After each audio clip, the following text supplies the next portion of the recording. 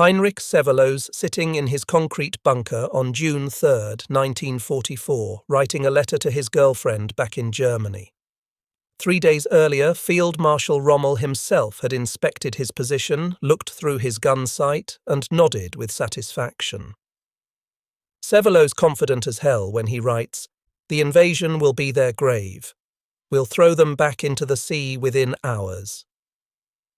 Fast forward just 12 hours into June 6th. Same guy, same bunker. But now he's weeping uncontrollably, surrounded by thousands of empty shell casings. His MG-42's barrel is warped from heat, basically useless. And his mind just can't process what his eyes are seeing stretching across the horizon. This is the story of German soldiers who thought they were sitting behind the most unbreakable defense in military history. They were wrong, and what they witnessed on D-Day would shatter everything they believed about warfare itself. If you want to see how an unbeatable fortress crumbled in hours, hit subscribe and drop a like. What happened next will blow your mind. Let's dive in. The Atlantic Wall stretched 2,400 miles from Norway down to the Spanish border. The Germans had poured 17 million cubic meters of concrete and 1.2 million tons of steel into building what they called the most formidable defensive line in military history. 58 divisions of varying quality manned these positions. Hitler himself declared it couldn't be broken. German propaganda plastered posters everywhere showing invincible fortresses that would send any invasion force straight to the bottom of the channel. At Omaha Beach alone, the defensive setup looked absolutely devastating. 8 massive concrete bunkers, 35 pillboxes, 4 artillery positions, 18 anti-tank gun emplacements, 45 rocket launcher sites, 85 machine gun nests, and 6 mortar pits. Every inch of that beach was covered by overlapping fields of fire. You couldn't land anywhere without being in someone's gun sight. They'd turned the beach itself into a killing field. 3,700 obstacles planted in the tidal zone. Belgian gates that could rip the bottom out of landing craft, Czech hedgehogs designed to impale boats, wooden stakes topped with telemines that would blow apart anything that touched them. Behind the beaches, 6.5 million mines had been laid. Rommel had wanted 60 million, but even what they had seemed like enough to stop any army. Colonel Goth, commanding the 916th Grenadier Regiment near Bayeux, sat down and ran the numbers. His 4 artillery batteries could theoretically deliver 120 rounds per minute into the beach sectors. When you combined that with the other batteries along the coast, the Germans could concentrate absolutely massive firepower on any single landing attempt. Any invading force would be torn apart before they even reached the sand. The bunkers themselves were engineering marvels. Concrete walls several feet thick designed to withstand direct hits from naval guns. Inside, German soldiers had stockpiled ammunition, food, and water. Some positions even had their own generators and ventilation systems. These weren't just defensive positions, they were fortresses built to last. Rommel had personally inspected these defences in early June. He'd walked through the bunkers, checked the gun positions, studied the overlapping fields of fire. When he looked through Severlos' MG-42 gun aperture at WN-62, he'd nodded with satisfaction and said something that stuck with every soldier who heard it. When they come, this beach will be their cemetery. The soldiers manning these positions believed him. They'd seen the work that went into building these defences. They'd practiced their firing drills until they could operate their weapons in their sleep. They knew exactly where every obstacle was placed, where every mine was buried, which angles gave them the best fields of fire. On paper, the math was simple. Any invasion force would be slowed by the beach obstacles, channeled into kill zones, and cut down by concentrated machine gun and artillery fire. The few who made it past the beach would run straight into minefields. The Atlantic Wall wasn't just a defensive line, it was supposed to be the place where the war turned in Germany's favour. But those calculations, all that confidence, all those perfectly overlapping fields of fire, they were all based on one critical assumption that nobody questioned. They assumed they'd have unlimited ammunition to feed those guns, that the supplies would keep flowing, that they could sustain this level of defensive firepower for as long as needed. That assumption was about to be shattered in the worst way possible. June 5th, 1944. The weather looked absolutely terrible for any kind of amphibious operation. Wind speeds were hitting 20 to 25 knots, waves were climbing to 6 feet, and low clouds were hanging at just 500 feet. Walter Stoeber, the Luftwaffe meteorologist stationed in Paris, analysed all his data and made a confident declaration. Invasion conditions would remain impossible for at least the next 2 weeks, maybe longer. Stoeber wasn't guessing. He had data from U-boats prowling the channel, weather stations scattered across occupied territory, and years of experience reading Atlantic weather patterns. Every piece of information he had pointed to the same conclusion. The storm system wasn't going anywhere. Any invasion fleet caught in these conditions would be torn apart before reaching the beaches.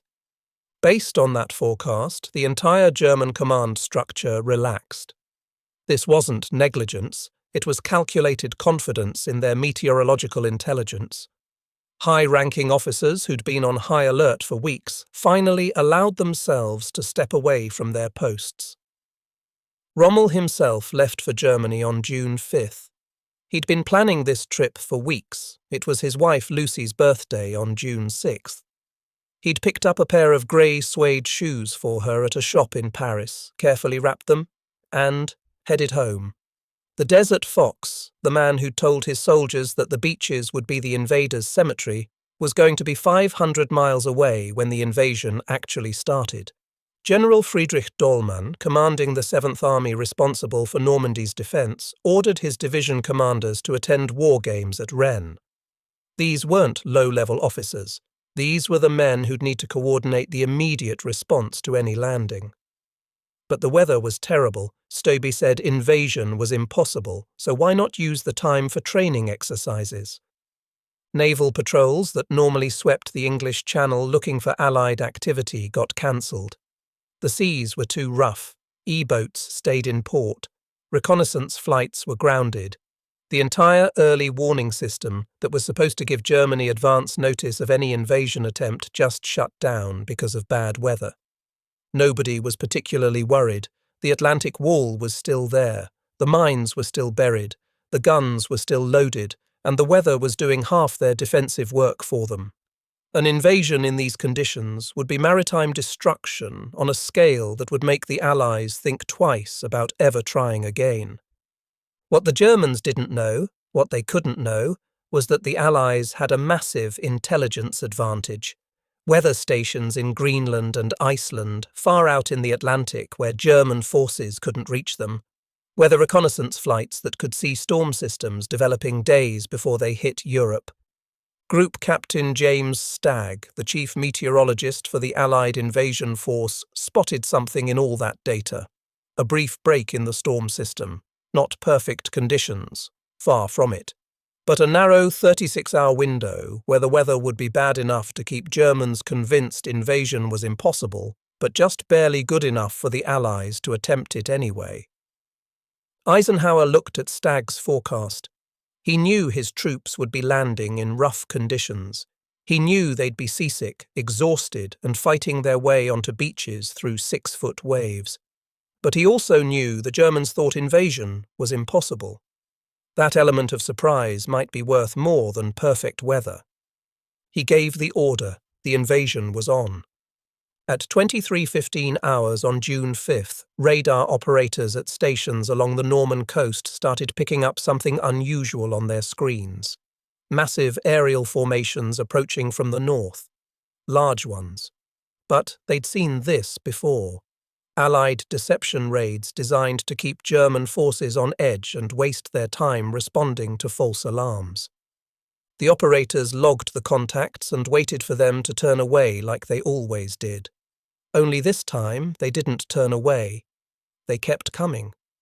By 00:30 hours on June 6th, reports started flooding into German headquarters from all over Normandy. Paratroopers were landing, lots of them. But the reports weren't making any sense. Some units were reporting paratroopers to the east, others were calling in drops to the west. Some claimed they were seeing British forces, others insisted they were American. Positions that should have been miles apart were reporting simultaneous drops. The whole picture was fragmented, contradictory, and completely confusing. What the Germans didn't realize was that they were seeing the results of Operations Titanic and Rupert, Allied deception operations that dropped hundreds of dummy paratroopers across Normandy. These weren't just stuffed uniforms falling from the sky. They had firecrackers attached that simulated gunfire when they hit the ground. Some even had recorded sounds of battle playing from small devices. The dummies were designed to pull German forces in the wrong directions, tie up troops investigating ghost landings, and create exactly this kind of chaos. Mixed in with all those dummies were real paratroopers from the British 6th Airborne Division and the American 82nd and 101st Airborne Divisions. Thousands of them scattered across the Norman countryside in the darkness. Some landed right on target. Others ended up miles from their drop zones, but they were all behind German lines, and they were all armed. Major Hans von Luck, commanding the 125th Panzer Grenadier Regiment of the 21st Panzer Division, was one of the first German officers to understand what was happening. He'd been awakened by reports of paratroopers landing near his positions. This wasn't a deception raid. This wasn't a limited operation. The paratroopers were clearly marking the flanks for a major amphibious landing. Von Luck immediately requested permission to attack. Strike now while the paratroopers were still scattered and disorganized. Hit them before they could consolidate their positions and dig in. Every minute that passed gave the Allies more time to organize their defenses. The response from division headquarters came back fast. Do not move until the situation clarifies. Von Luck would write about that moment years later. He knew right then that they were finished. The paratroopers were obviously preparing for a beach landing. The strategy was clear as day to anyone with combat experience. But the command structure was paralyzed, waiting for perfect information that was never going to come. Meanwhile, Allied forces were using every second to strengthen their positions. Other German units across Normandy were having the same experience. Commanders who wanted to act immediately were being told to wait. Units were refusing to move because they feared running into paratrooper ambushes. Some positions were firing at shadows, sometimes at their own men. The confusion was multiplying German problems exponentially. Then the first grey light of dawn started to break over the English Channel around 05:30 hours. German observers in forward positions began seeing something that their training, their experience, their entire understanding of warfare had never prepared them for. They grabbed their binoculars, looked out across the channel, and their minds just couldn't process what they were seeing. Ships, not dozens, not hundreds. The entire horizon from one end to the other was covered with vessels, thousands of them. Massive battleships, cruisers, destroyers, transport ships, landing craft of every size and description. The channel looked like someone had laid down a grey carpet of steel that stretched as far as the eye could see. The invasion fleet consisted of 6,939 vessels. Let that sink in for a second. Nearly 7,000 ships assembled for a single operation, 1,213 warships. 4,126 landing craft, 736 support vessels, 864 merchant ships. It was the largest naval armada ever assembled in human history, and it was pointed straight at Normandy. For German soldiers who'd been raised on propaganda about Allied weakness and division, who'd been told their enemies were too soft and too disorganized to mount a serious threat, the psychological impact was absolutely devastating. One artillery officer at WN 62, Bernhard Fröking, reportedly told his men they were witnessing the whole world arriving on their doorstep. Some soldiers just stood there staring. Others started making frantic calls to headquarters, trying to describe what they were seeing but struggling to find the words. How do you explain an invasion fleet so massive that it defies comprehension? How do you tell your commanders that everything they've been told about Allied capabilities was catastrophically wrong? The soldiers manning the Atlantic Wall's impregnable defences looked out at that armada and realised something terrifying. All those concrete bunkers, all those carefully placed mines, all those overlapping fields of fire. It suddenly felt like bringing a knife to a gunfight. They'd prepared to face an invasion force. What they were looking at was an entire industrial nation crossing the channel to crush them. At 05:35 hours, the naval bombardment started. And nothing in these German defenders' experience, not the Eastern Front, not the heaviest RAF bombing raids they'd survived, had prepared them for what came next. The battleship USS Texas alone fired 255 14-inch shells at Pointe du Hoc in just 34 minutes. Think about that for a second. Each of those shells weighed over 1,400 pounds. That's more explosive power dropped on a single position in half an hour than most German units had fired in entire battles. HMS Warspite opened fire at approximately 0500 hours, making it one of the first Allied ships to start the bombardment. Over the next 2 days, it would deliver over 300 15-inch shells. Other battleships, cruisers and destroyers joined in until the entire Norman coast was being hammered by naval gunfire on a scale the Germans had never encountered. The cumulative bombardment from the naval force exceeded anything the Wehrmacht had previously faced. These concrete bunkers that German engineers had designed to withstand any bombardment started cracking under the naval gunfire. The walls they'd poured several feet thick to stop any shell weren't thick enough, not even close. Men inside the bunkers were being buried alive as concrete and steel collapsed around them. Other soldiers would dig them out, only to have another salvo bury them again. The shells just kept coming in endless waves. There was no pause, no let-up, no moment to catch their breath and regroup. The psychological impact was just as devastating as the physical destruction. These fortifications they'd placed absolute confidence in were crumbling like sandcastles. The Atlantic Wall that propaganda had declared impregnable was being torn apart by ships that could sit safely offshore and rain down destruction for hours without the Germans being able to do anything about it.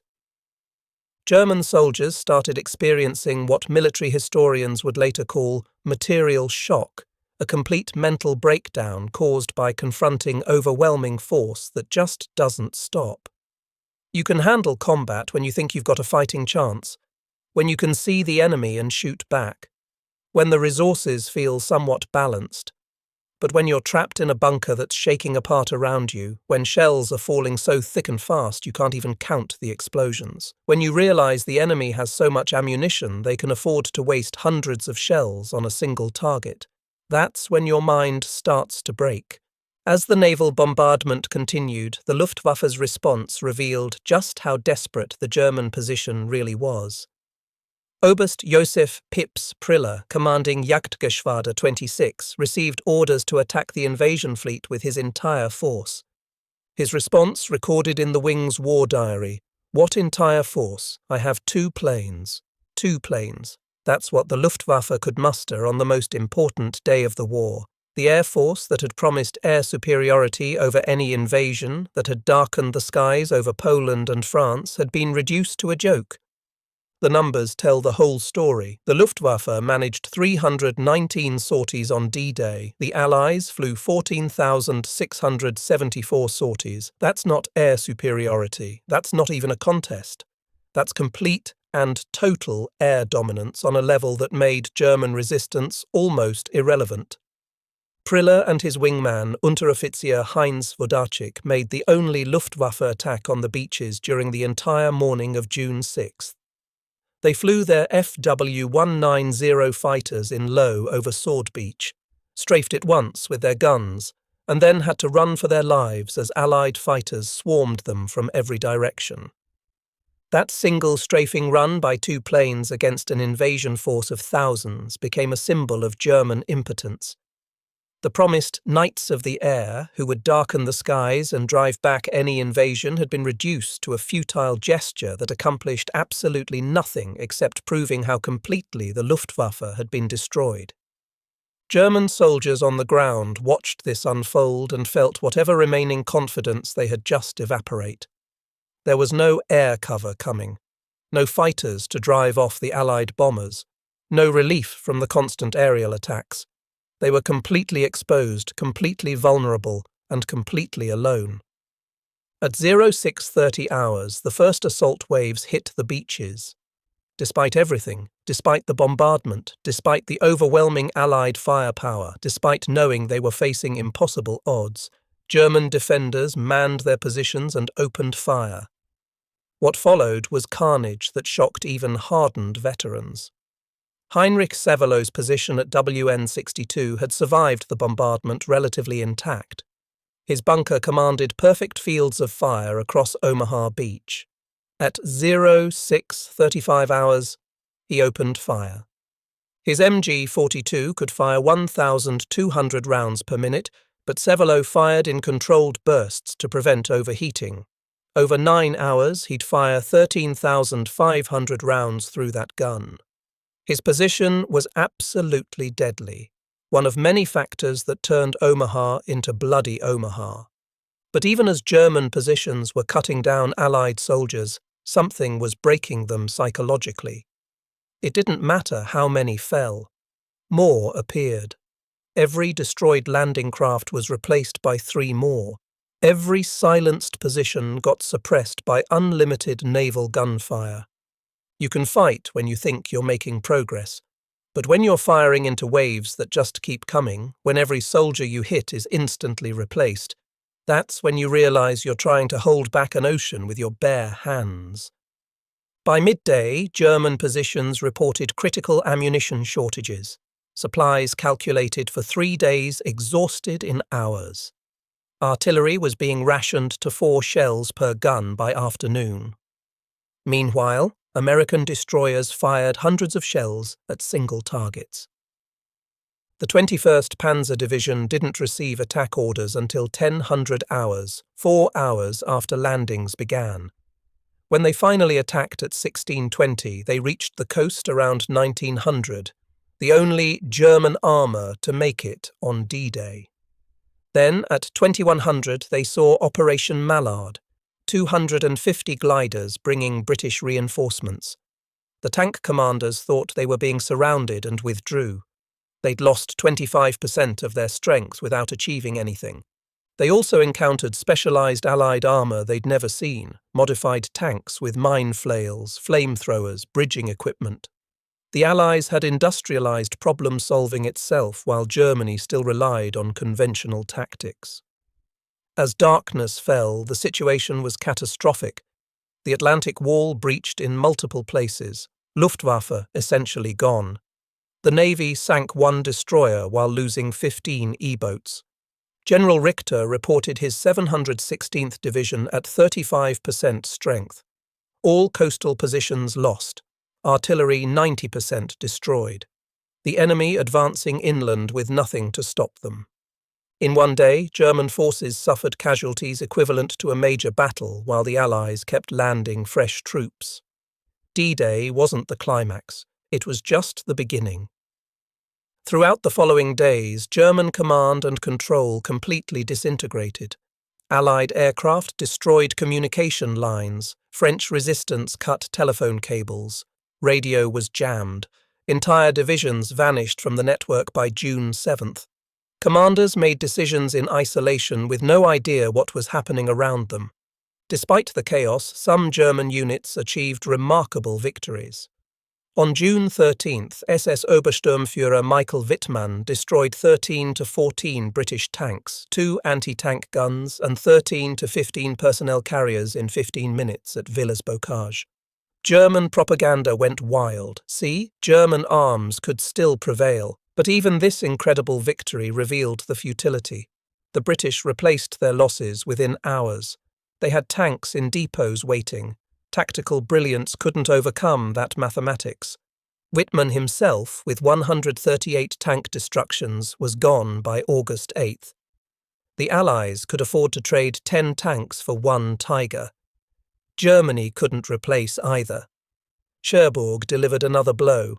Fortified for 4 years, garrisoned by 21,000 men supposed to hold for months. It fell in 5 days. General von Schlieben surrendered on June 26th, explaining that resistance became meaningless against unlimited enemy resources. That phrase kept appearing in German reports. They couldn't wrap their minds around fighting an enemy with so much of everything. Then came Operation Cobra on July 25th. 1,500 heavy bombers, 380 medium bombers, 550 fighter bombers. Over 4,100 tons of bombs on just 7,000 yards. General Bayerlein reported, "My division is annihilated. The survivors are no longer soldiers, but broken men." The bombing was so intense it eliminated Lieutenant General Leslie McNair, the highest-ranking American officer lost in Europe, observing from what they thought was a safe distance. If American generals weren't safe from their own firepower, what chance did German soldiers have? The Falaise Pocket in August turned into a slaughterhouse. 10,000 Germans gone, 50,000 captured. Over 300 tanks destroyed along with 2,500 vehicles. German soldiers described roads carpeted with destroyed vehicles, fighter bombers attacking every 20 minutes, artillery falling continuously. Many just gave up. Captivity meant survival. German reinforcements trying to reach Normandy faced complete interdiction. The 2nd SS Panzer Division Das Reich should have reached Normandy in 3 days. It took 17 days, losing 30% of vehicles to air attacks without firing a shot at ground forces. Meanwhile, Allied logistics operated with stunning efficiency. Within days, they were landing 15,000 tons of supplies daily, more than the entire German army in Normandy consumed weekly. By mid-June, German forces were approaching psychological collapse. The 6th Fallschirmjäger Regiment, elite paratroopers who'd never retreated, withdrew in disorder. Their commander reported, "My regiment no longer exists." The survivors are psychologically broken, not defeated in fair combat, not outmaneuvered tactically, just overwhelmed by material superiority until their minds couldn't take it anymore. The final accounting of the Normandy campaign tells a story that numbers make brutally clear. German losses from June 6th to August 31st were catastrophic. Approximately 320,000 casualties, 30,000 gone, 80,000 wounded, 210,000 missing or captured. 2,300 tanks destroyed, which was virtually all the armour they had in France. 2,127 aircraft lost from an air force that was already on life support. Allied losses, 29,672 casualties, with replacements coming in faster than they were losing people. Approximately 4,000 tanks lost, all replaced within weeks. 4,101 aircraft lost from a force exceeding 13,000 planes that just kept growing. The disparity wasn't just significant, it revealed something fundamental. Germany was fighting an attrition war it couldn't possibly win against an enemy with virtually unlimited reserves. Every German loss was permanent. Every Allied loss was temporary. Professional German military officers provided the most clear-eyed assessments of the disaster. General Heinz Eberbach, who took command in Normandy after Rommel was wounded, reported to the High Command on August 1st. His message was blunt. The enemy's material superiority is at least 20-1 in artillery, 10-1 in tanks, and absolute in aircraft. He can replace all losses within days. We can't replace anything. That last line is what mattered. We can't replace anything. Not won't. Can't. The industrial capacity simply didn't exist. General Hans Speidel, Rommel's chief of staff, wrote in his 1949 memoir about what Normandy proved. Courage alone couldn't overcome industrial supremacy. We faced an enemy who'd mechanized not just warfare, but victory itself. Mechanized victory. That's exactly what the German soldiers witnessed. The Allies had turned winning into an industrial process with the same efficiency they applied to building cars or manufacturing radios. Field Marshal Erwin Rommel left the most powerful testament. On July 15th, just 2 days before being severely wounded by Allied aircraft, he sent his final report to Hitler. The language was careful, diplomatic even, but the message was unmistakable. The troops are fighting heroically everywhere, but the unequal struggle is nearing its end. The enemy's overwhelming superiority in men and material is beginning to tell. I must beg you to draw the necessary conclusions without delay. That was military language for we've completely lost. Rommel, Germany's most celebrated commander, the Desert Fox who'd outmaneuvered the British in North Africa, was telling Hitler the war was over. Draw the necessary conclusions. Stop fighting. Surrender. The Normandy campaign revealed that World War II had become a production war. German soldiers witnessed American industrial capacity that defied their comprehension. Ford's Willow Run plant alone was cranking out one B-24 bomber every 63 minutes at peak production. Every hour, another bomber rolling off the assembly line.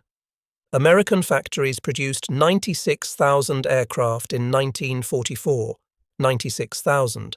Germany's entire aircraft production for the year was around 40,000, and most of those never made it to the front because they got destroyed on the ground or ran out of fuel.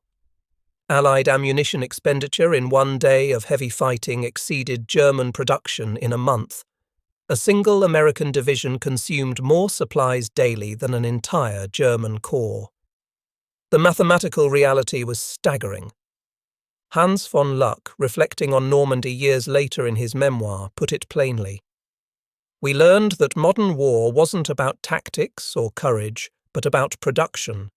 The Americans had turned war into an industrial process. They manufactured victory on assembly lines. That's what broke the German soldiers psychologically. Not that they were less brave or less skilled. They'd proven their capabilities repeatedly. But they'd brought skill and courage to a fight that was decided by factory output. It was like showing up to a gunfight with the best sword technique in the world. Doesn't matter how good you are with that sword. The Western Allies had revolutionized warfare. They'd turned it into a mathematical equation where production statistics mattered more than tactical genius. You could have the best trained soldiers, the most experienced commanders, the most innovative tactics. None of it mattered if the other side could produce twice as many tanks, 10 times as many planes, and 100 times as much ammunition. German defenders learned that the hard way on the beaches of Normandy. They'd calculated fields of fire, stockpiled ammunition, built concrete fortresses. They'd done everything right according to traditional military doctrine. And it meant nothing against an enemy that could simply produce more of everything faster than they could destroy it. The fundamental lesson was harsh and undeniable. In the age of industrial warfare, nations that couldn't match their enemy's production were doomed regardless of their soldiers' skill or sacrifice. The bravest soldier in the world can't win when the other side has unlimited bullets and you're down to your last magazine. The German soldiers who survived Normandy were psychologically transformed by what they'd witnessed. They'd gone into June 6th believing everything they'd been taught about warfare, about their capabilities, about their enemy's weaknesses. By the end of that day, all of it had been proven catastrophically wrong. Heinrich Sevelow, the machine gunner from WN-62, spent the rest of his life haunted by his D-Day experience. In 2005, he published a memoir about his time at the bunker. But more significantly, he met American D-Day veterans face to face in the years after the war. Those meetings must have been surreal. Men who'd been trying to end each other on that beach, sitting down together decades later. Sevelo described what they all came to realize. They'd all been thrown into what he called an industrial slaughterhouse. His 13,500 rounds, all that ammunition he'd fired with perfect fields of fire from a position that couldn't be flanked, meant nothing against unlimited Allied replacements. The Americans just kept coming because they could afford to keep coming. Friedrich von der Heydte, the German paratrooper commander, became a professor of international law after the war. He spent years writing and thinking about what Normandy meant. His conclusion was stark. Normandy taught us that the era of warrior heroes was over. War had become a matter of industrial capacity, and we'd challenged the world's greatest industrial power with horses and outdated dreams. Horses and outdated dreams. That's what it came down to. While the Allies were mass-producing tanks and aircraft on assembly lines, German supply columns were still partially dependent on horse-drawn wagons. While American factories operated 3 shifts a day, 7 days a week, German industry was being bombed into rubble. The technological and industrial gap wasn't just significant, it was unsurvivable. D-Day, from the German perspective, wasn't merely a military defeat, it was a complete ideological and psychological collapse. These soldiers had been told they were defending civilization against weak, divided democracies. They'd been assured that their superior training, their superior weapons, their superior will would prevail. Instead, they encountered an alliance that had transformed war into an industrial process of overwhelming efficiency. They witnessed what they called democracy's arsenal in action, unlimited ships, planes, tanks, and supplies flowing from factories whose capacity exceeded anything they could comprehend. The German defenders discovered that modern war wasn't won on battlefields by the bravest soldiers. It was won in factories by the most productive societies. They learned that the Western Allies had revolutionized warfare, turning it into a mathematical equation where production statistics mattered infinitely more than tactical brilliance. Think back to Heinrich Sevelo on the morning of June 6th. He'd been sitting in his bunker just days earlier, writing confidently to his girlfriend about throwing the invasion back into the sea within hours. Rommel had inspected his position personally. The mathematics all checked out. The fields of fire were perfect. The ammunition was stockpiled. Everything was ready. 12 hours later, he was surrounded by thousands of empty shell casings, his gun barrel warped and useless from heat, watching endless waves of Allied reinforcements land on a beach his position was supposed to control. All his training, all his courage, all his accurate fire. It had accomplished nothing strategically. Tactical success drowned in strategic impossibility. That was the German tragedy in Normandy writ large. Individual soldiers performed acts of incredible bravery and skill. Positions like Sevelo's inflicted real casualties. Units fought with determination and professionalism. None of it mattered. They'd brought courage and determination to a fight that was decided by industrial output. The beaches of Normandy became more than just a battlefield. They became a revelation. German soldiers witnessed the future of warfare, and that future belonged to the societies that could produce the most material and apply it most efficiently. In trying to hold back the Allied invasion, the German defenders might as well have been trying to hold back the tide itself. They fired until their barrels melted. They fought until their ammunition ran out. They held their positions until the concrete bunkers crumbled around them. And the Allies simply brought more of everything. More ships, more planes, more tanks, more ammunition, more soldiers. The mathematics of modern war had rendered German courage irrelevant. The soldiers who faced D-Day learned history's hardest lesson. In the age of industrial warfare, nations that can't match their enemy's production are doomed to defeat regardless of their soldiers' skill or sacrifice. They began June 6th as warriors of what they believed was an invincible fortress. They ended it as witnesses to the arsenal of democracy in its full, terrifying efficiency. Their defeat wasn't just military, it was total. A crushing demonstration that everything they'd believed had collided with reality and shattered completely. The invasion they'd promised to throw back into the sea had swept them away instead, carrying with it every illusion they'd held about how wars were won in the modern age. So that's D-Day from the side nobody talks about. The soldiers who thought they were manning an unbreakable fortress watched it crumble in less than 24 hours. They learned the hardest way possible that modern war isn't won by courage or tactics, it's won by whoever can produce the most stuff the fastest. If this story changed how you see D-Day, smash that like button and subscribe for more untold perspectives from history. Drop a comment. What other battles or events do you want to see from the other side? The stories that challenge everything we thought we knew? Thanks for watching. I'll see you in the next one.